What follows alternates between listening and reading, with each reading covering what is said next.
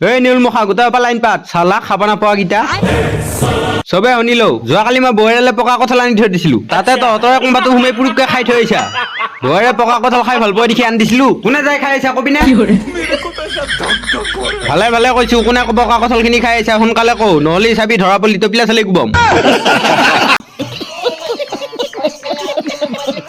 কি মোৰ ডেগাৰ তহঁতে নকৰা নে ৰহ ধৰা পেলেহে উৎকম ৰহ এইটো পকা কঁঠালৰ গুণ পাইছো কঁঠাল নোলালো শুনাই